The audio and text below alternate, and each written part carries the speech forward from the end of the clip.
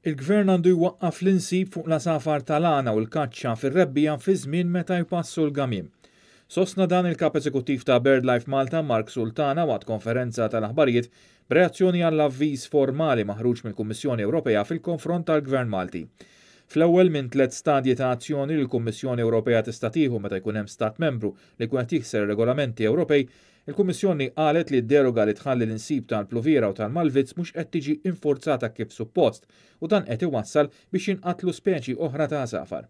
Barra minn hekk, kompla Sultana, id-deroga kif applikata mill-Gvern biex isir insib suppost għal fini ta' riċerka iddaħqa fil-wiċċ u l-Kummissjoni Ewropea qalet li din mhux biss qed tmur kontra d-direttiva tal-asafar iżda qed issir ukoll bi sfida l sentenza tal-2018 mogħtija mill-Qorti Ewropea għall-Ġustizzja.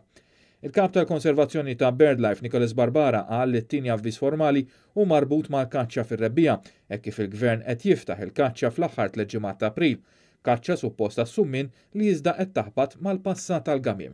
Barbara qal li bl-iskuża tal-kaċċa għas-summin qed issir kaċċa fuq asafar protetti ewlenin fosthom il-gamiem li mill-2015 saru speċi protetta għax jinsabu f'periklu li jispiċċaw estinti. Il-Gvern għandu xarej ċans biex iwieġeb dan l-avviż formali u jirrimedja s-sitwazzjoni.